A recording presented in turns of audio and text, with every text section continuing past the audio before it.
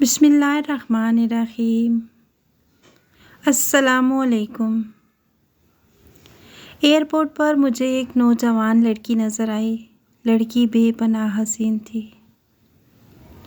ایسا لگتا تھا جیسے وہ لڑکی ابھی ابھی کالج سے فارغ ہوئی ہو۔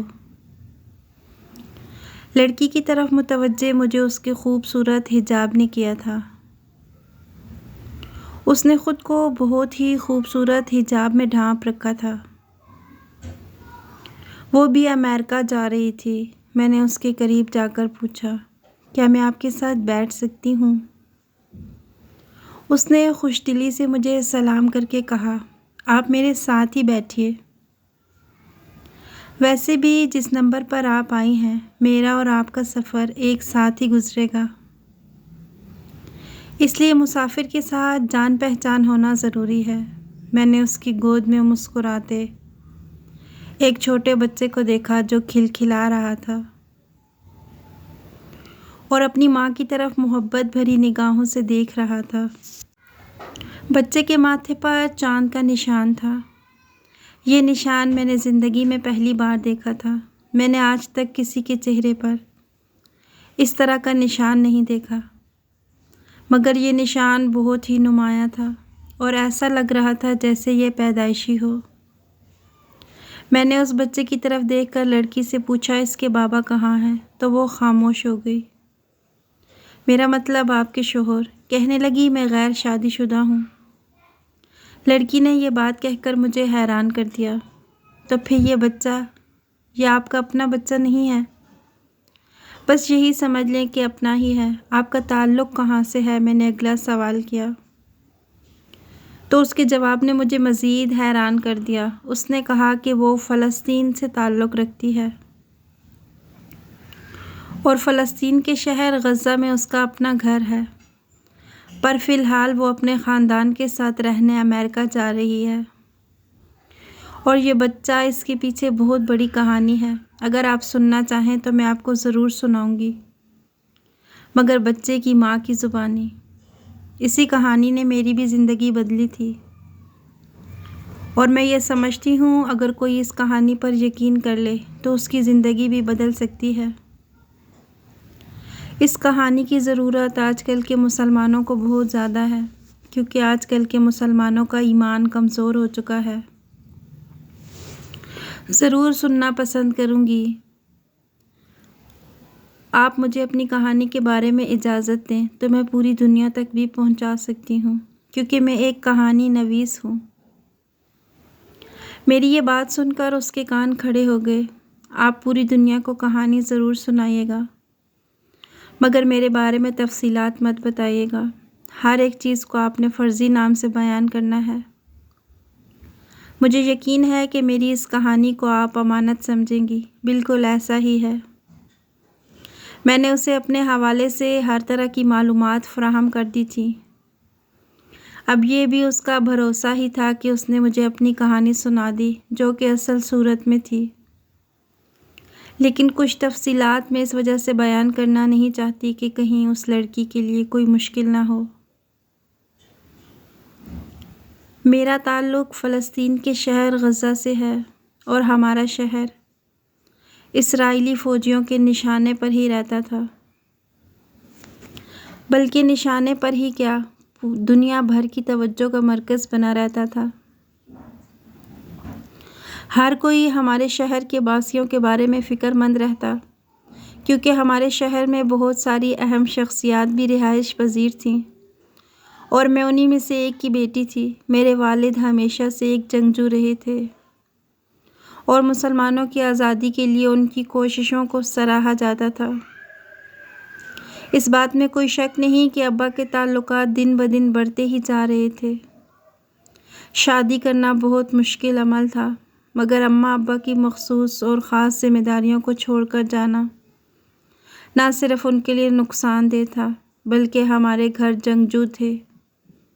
لیکن ابا نے مجھے بتایا کہ ایک عورت پر سب سے زیادہ حق اس کے شوہر کا ہوتا ہے، اس لیے میں تمہاری شادی شدہ زندگی کو بالکل متاثر کرنا نہیں چاہتا۔ تم اپنے شوہر کے ساتھ ہنسی خوشی رہو، اللہ پر چھوڑو باقی سب معاملات۔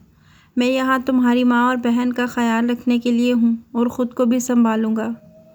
تمہارے ہوتے ہوئے میں زیادہ ریلیکس ہو گیا تھا، لیکن اب ایسا نہیں ہوگا۔ میں اپنی ذمہ داریاں پہلے سے بھی زیادہ اچھے طریقے سے سر انجام دوں گا۔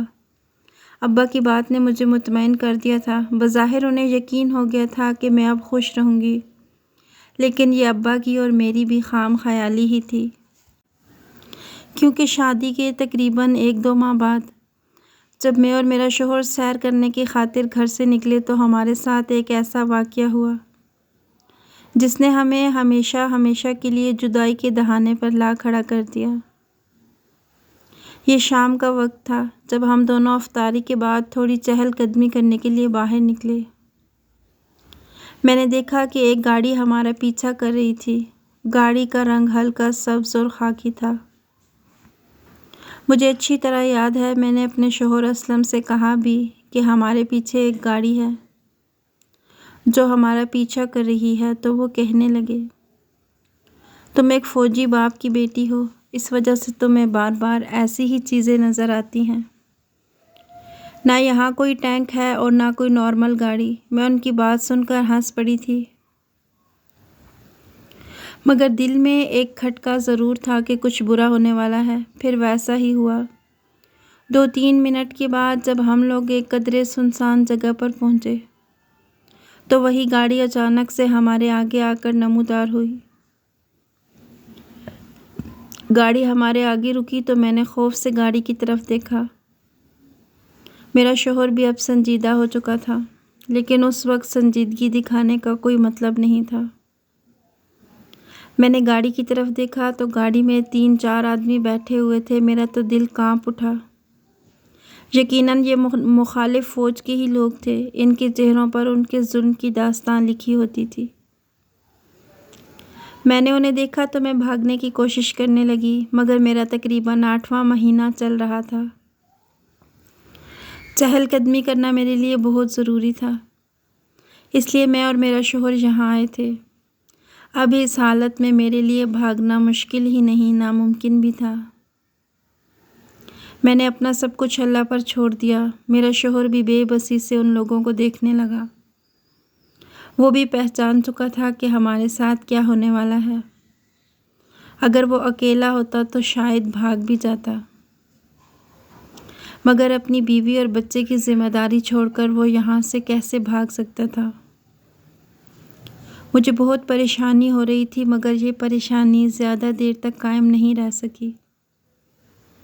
ان لوگوں نے میرے شوہر کو ہاتھ اوپر کرنے کا حکم دیا اور مجھے غصے سے کھینچتے ہوئے گاڑی کی طرف لے گئے۔ میں سمجھ نہیں پا رہی تھی کہ ان لوگوں کا مجھے اغوا کرنے کا کیا مقصد ہے۔ میرے شوہر کو انہوں نے وہیں پر چھوڑا اور مجھے گاڑی میں بٹھا کر وہاں سے لے آئے۔ میں روتی، تڑپتی، چیختی، چلاتی رہی، مگر میرے چلانے کو ان لوگوں پر کوئی اثر نہیں ہوا۔ ظاہر ہے یہ مجھے اغوا کرنے کے مقصد سے آئے تھے، تو میرے چیخنے چلانے پر مجھے کیوں چھوڑ دیتے؟ جبکہ غلطی بھی میری نہیں تھی، مگر اس کے باوجود میں ڈری ہوئی تھی۔ ظاہر ہے ایک اکیلی تنہا عورت 4 آدمیوں کے ساتھ خوشی خوشی تو کہیں بھی نہیں جائے گی۔ میری پریشانی کو ان لوگوں نے بھانپ لیا۔ کہنے لگے، تم فکر نہیں کرو، ہم بالکل بھی ظالم لوگ نہیں، ہم تمہیں لے کے جائیں گے اور تمہارا خیال رکھیں گے۔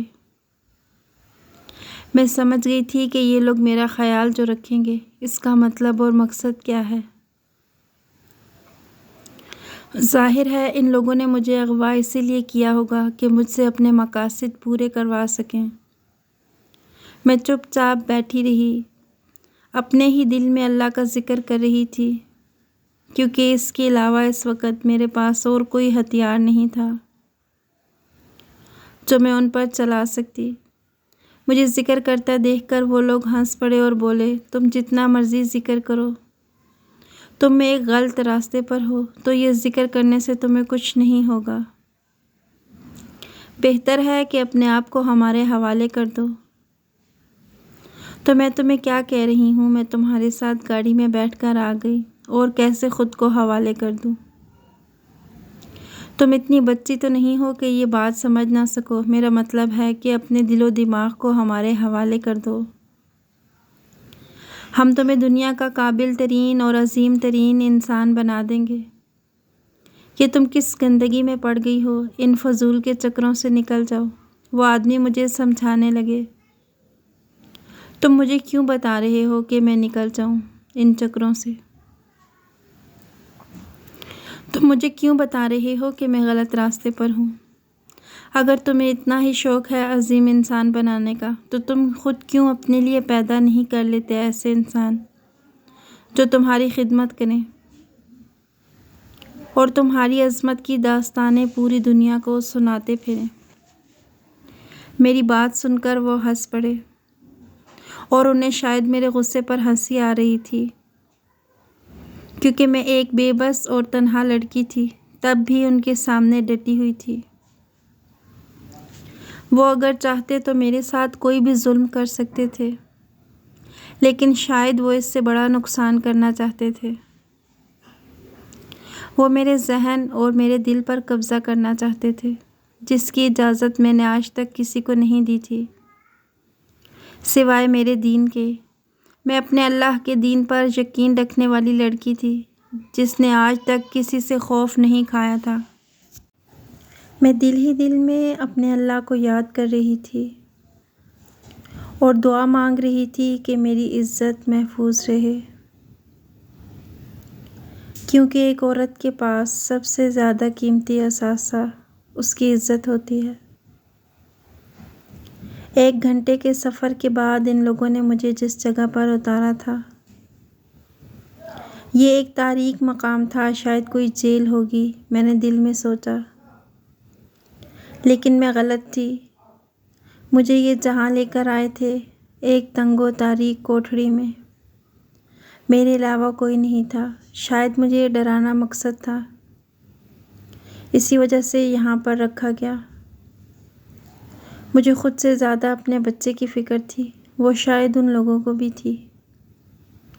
تھوڑی دیر کے بعد ایک لڑکی آئی جس نے اسی طرح کا فوجی یونیفارم پہن رکھا تھا۔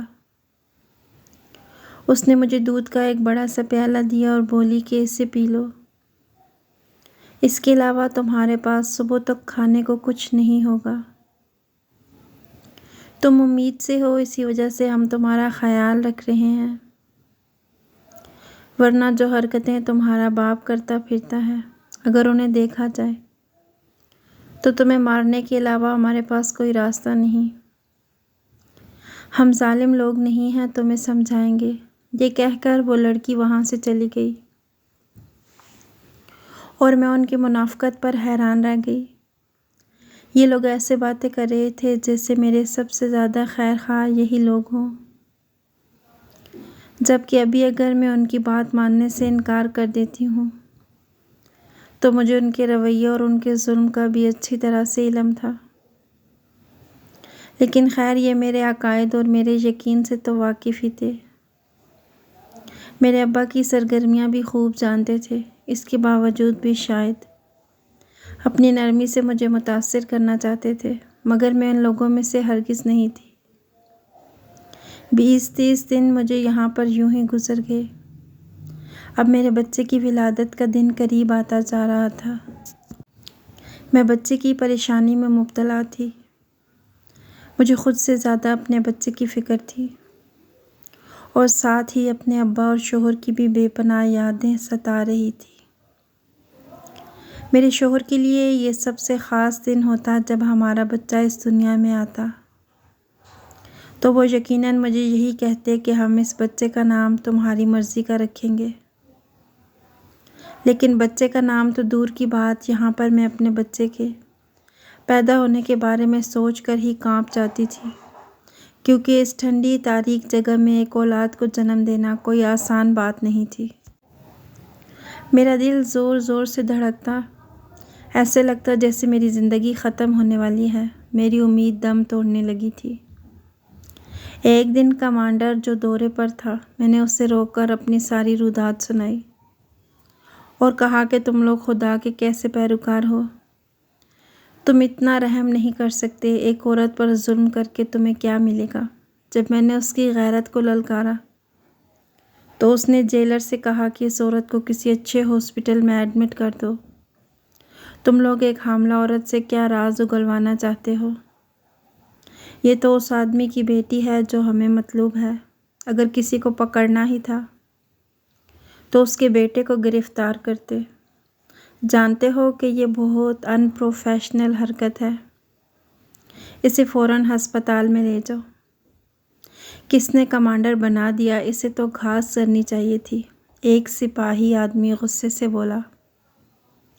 اس کے دل میں ہر دشمن کے لیے اتنا ہی درد ہوتا ہے جتنا ایک ماں کا بیٹے کے لیے ہوتا ہے۔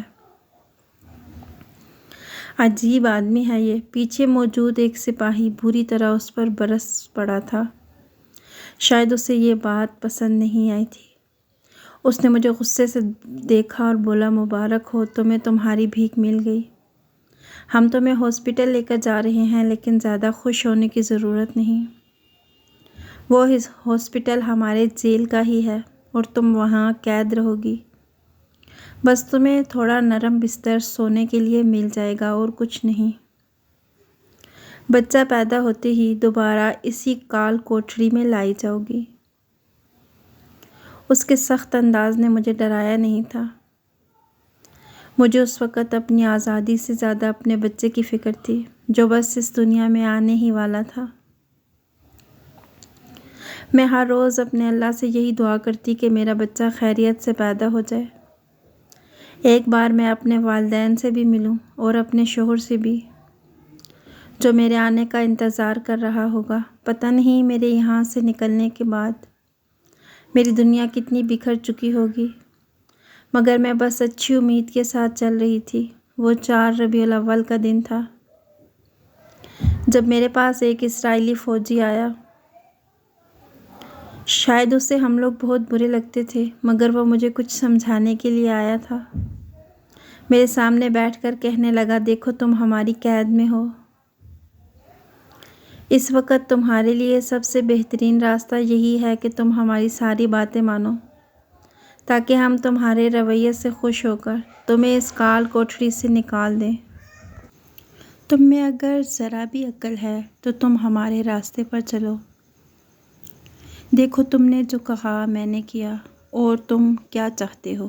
میں سر جھکا کر مظلوم بنتے ہوئے اس سے کہا، تاکہ اس کی انا ہمارے درمیان نہ آ جائے۔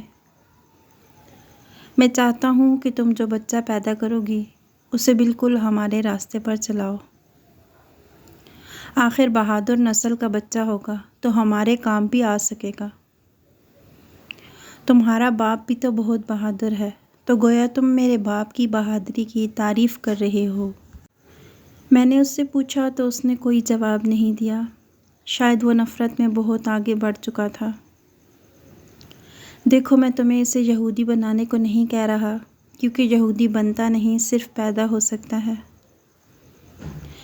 میں کہتا ہوں کہ تم بس اسے ایک اچھا انسان بنانا، اسے اس خطرناک راستے پر مت چلنے دینا کہ وہ آگے چل کر وہی باتیں کرے جو تمہارا باپ کرتا ہے۔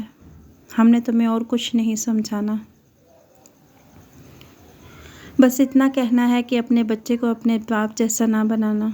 وہ بہت سارے انسانوں کے لیے خطرہ بن چکا ہے، اور مجھے ایسا لگتا ہے کہ تم اپنے باپ کو بہت پسند کرتی ہو، اس لیے میں تمہیں وارننگ دینے آیا ہوں کہ تم اپنے بچے کے بارے میں جو خطرناک خیالات رکھتی ہو وہ بدل دو۔ اس سرزمین پر پیدا ہونے والے ہر انسان کو پورا حق ہے کہ وہ ایک اچھا انسان بنے اور دوسروں کے لیے پرامن شہری ہو۔ وہ مجھے ایسے آنکھیں دکھا رہا تھا جیسے میں کوئی دہشت گرد ہوں، حالانکہ میں نے تو آج تک اپنے ہاتھ سے ایک چیونٹی کی جان بھی نہیں لی تھی۔ کیا تم اپنے دفاع کے لیے بندوق نہیں اٹھاتے؟ بالکل اٹھاتا ہوں، بلکہ میں تو ایک فوجی ہوں، ایسا فوجی جو اپنی زمین کی حفاظت کرنا جانتا ہے۔ جب ہم کرتے ہیں تو تم ہمیں دہشت گرد کیوں کہتے ہو؟ میں اپنے بچے کو دہشت گرد نہیں بناؤں گی، تم جیسا ہی بناؤں گی، لیکن اپنے لوگوں کے لیے، اپنی زمین کے لیے۔ دیکھو تم غلط راستے پر چل رہی ہو، چلو اب تمہارا بچہ پیدا ہونے کا وقت ہے۔ تم اپنا بیٹا پیدا کرو اور ہمیں دے دو، اگر ہم میں زیادہ طاقت ہوئی تو ہم اسے اپنا لیں گے، اور اگر تم میں ہوئی تو تم اسے لے جانا۔ وہ سخت الفاظ کہتا وہاں سے چلا گیا۔ میں نے اس سے کچھ نہیں کہا۔ اب بچے کی پیدائش کا وقت قریب آ چکا تھا۔ میرے سامنے ایک نرس تھی جو شکل سے تو بہت رحم دل لگ رہی تھی، لیکن ظاہر ہے وہ میرے بچے کو آزادی تو نہیں دلوا سکتی تھی۔ میں کب بے ہوش ہوئی مجھے خبر نہیں۔ جب میری آنکھ کھلی تو مجھے اپنا وجود ہلکا محسوس ہوا۔ ظاہر ہے بچے کا بوجھ میرے جسم سے کم ہو چکا تھا۔ میں نے ادھر ادھر خالی نظروں سے دیکھا۔ مجھے میرا بچہ کہیں نظر نہیں آیا۔ میں بے تاب نگاہوں سے ادھر ادھر دیکھنے لگی تھی۔ میں نے ایک نرس کو دیکھا، وہ بھی وہیں کھڑی تھی۔ میرا بچہ کہاں ہے؟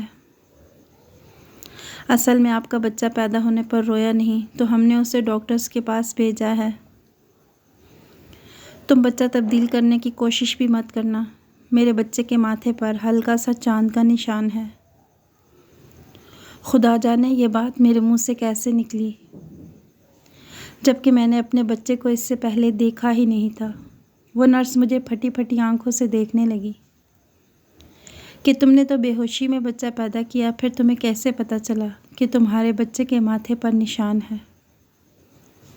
بس میں سب جانتی ہوں، میرا بچہ مجھے لا کر دو۔ وہ بڑی عجیب نظروں سے مجھے دیکھتی بے یقینی کے عالم میں وہاں سے نکل گئی۔ جب وہ واپس ہوئی تو اس کے ہاتھ میں بچہ بھی تھا اور ساتھ میں ایک آدمی بھی، جو مجھے تھوڑی دیر پہلے بہت ساری باتیں سمجھا کر گیا تھا۔ ساتھ ایک ڈاکٹر بھی تھی جو بچے کی پشت کو اچھی طرح رگڑ رہی تھی، مگر بچہ ابھی تک رویا نہیں تھا۔ بچے کے دل کی طرف خون کی روانی بڑھانے کے لیے یہ لوگ کبھی تو اسے ٹانگوں سے پکڑ کر ہوا میں معلق کر دیتے تو کبھی اسے رگڑنے لگتے۔ میں نے کہا یہ تب تک نہیں روئے گا جب تک اس کے کان میں آذان نہیں دی جاتی۔ وہ آدمی ہنس پڑا۔ تم بے وقوف تو نہیں ہو، یہاں پر تم سے ماہر ڈاکٹر موجود ہیں، وہ تمہارے بچے کو دیکھ رہے ہیں۔ میری بات مان لو، تم اس کے کان میں آذان دے کر دیکھو، تم خود سمجھ جاؤ گے کہ میں سچ کہہ رہی ہوں یا جھوٹ۔ ساتھ کھڑے آدمی نے ایسا ہی کیا۔ وہ مسلمان نہیں تھا، مگر اسے دنیا کی ہر زبان آتی تھی۔ اس نے بچے کے کان میں آذان کے الفاظ کہنا شروع کیے تو بچہ یکدم رو پڑا۔ یہ اتفاقاً ہوا ہے۔ پاس کھڑا اسرائیلی متاثر ہونے کی بجائے مجھے غلط ثابت کرنے میں لگا ہوا تھا۔ اچھا تو پھر تم اس کے کانوں میں میوزک لگا کر کیوں نہیں دیکھ لیتے؟ تمہیں خود سمجھ آ جائے گا کہ میں صحیح کہتی ہوں یا غلط۔ اس نے ایسا ہی کیا۔ اپنے فون سے ایک اچھا خوبصورت نوزائیدہ بچوں کو سنائی جانے والی خاص موسیقی نکالی اور اسے بچے کے کان کے قریب کر دیا۔ میرے بچے نے ہاتھ پاؤں ہلانا شروع کر دیے۔ وہ بہت بے چین لگ رہا تھا۔ میں نے اسے دوبارہ بچے کے کان میں آذان دینے کو کہا تو وہ پھر سے آذان دینے لگا تو نوزائیدہ بچہ خوشی سے ان کی طرف دیکھنے لگا، جیسے وہ انہیں اپنا مسیحا سمجھ رہا ہو۔ یہ حال دیکھ کر اس آدمی نے میری طرف دیکھا اور کہنے لگا، میری اور تمہاری اور کوئی لڑائی نہیں تھی، ہماری لڑائی ایمان اور یقین کی ہے۔ تم جن باتوں پر یقین رکھتی ہو میں ان پر یقین نہیں کرتا۔ یقین کی لڑائی میں ہم ہتھیار نہیں لا سکتے، یہ تو دماغ کے ساتھ لڑائی ہے۔ جو کچھ میں نے آج دیکھا ہے تم دیکھ لینا، اگلے 15 سالوں میں ہم تمہارے ساتھ تمہارے ہی دماغ کے ذریعے لڑیں گے۔ میں نے اسے خوف زدہ ہو کر دیکھا۔ پہلی بات تھی جو میرے دل کو لگی تھی، ہم تمہارے بچوں کے ذہنوں کو بگاڑ دیں گے۔ یہ بچہ جو ایک ایمان والی ماں کی کوکھ سے پیدا ہوا ہے، جوان ہوگا تو یہ تمہارے باپ جیسا نہیں ہوگا، تم دیکھ لینا۔ اس بات پر میں تمہیں شرط لگا کر کہتا ہوں، ہم اسے تبدیل کرنے میں کوئی فرق نہیں چھوڑیں گے۔ ہمارا سب سے بڑا ہتھیار ہمارا موبائل فون ہے۔ ہم جیسی چیزیں چاہیں تمہاری نسلوں کو دکھا سکتے ہیں، اس لیے اب ہم تم جیسوں کو کبھی قید نہیں کریں گے۔ اب ہم اپنی لڑائی کو لڑنے کے لیے مختلف ہتھیار استعمال کریں گے، اور تم دیکھ لینا ہم ایسی فوج تیار کریں گے جو پیدا تمہاری حمایت کریں گی، لیکن ہم انہیں اندھا کر دیں گے۔ میں نے اس وقت اس کی خوش فہمی کو دور نہیں کیا، اسے حضرت آدم علیہ السلام اور ابلیس کا قصہ یاد نہیں دلایا کہ یہ سب کھیل تماشے مسلمانوں کے ساتھ روز اول سے ہو رہے ہیں، ورنہ وہ اگر ایک بار پھر سے بگڑ جاتا تو شاید مجھے اس جیل میں مزید کچھ دن لگانے پڑ جاتے۔ میری باجی تو جیل سے آنے کے بعد اللہ کو پیاری ہو گئی تھی، کیونکہ وہاں سردی میں رہ کر ان کے جسم میں پانی جمع ہو گیا تھا، جس نے انہیں زیادہ دیر زندہ رہنے نہیں دیا۔ ان کا شوہر اب میرا شوہر بن چکا ہے، کیونکہ باجی نے جاتے جاتے اپنے بچے کے بارے میں یہی کہا تھا کہ تم اسے ماں بن کر پالنا۔ آج اس بات کو بہت عرصہ گزر چکا ہے، مگر جب میں اس بچے کی طرف دیکھتی ہوں تو خود سے ایک سوال کرتی ہوں، کیا میں ماڈرن دور کے ہتھیاروں سے اسے بچا پاؤں گی؟ کیا میں اسے سچا مسلمان بنا پاؤں گی، یا پھر ان لوگوں کے کہے وہ جملے سچ ہو جائیں گے اور ہمارے بچے انہی کی صفوں میں جا کھڑے ہوں گے؟ خدا را اس پر سوچئے، اور اگر آپ کو یہ کہانی اچھی لگی ہے تو اس ویڈیو کو لائک کیجئے، اور اس طرح کی مزید کہانیاں سننے کے لیے ہمارے چینل کو سبسکرائب کیجئے۔ اگلی ویڈیو تک کے لیے اللہ حافظ۔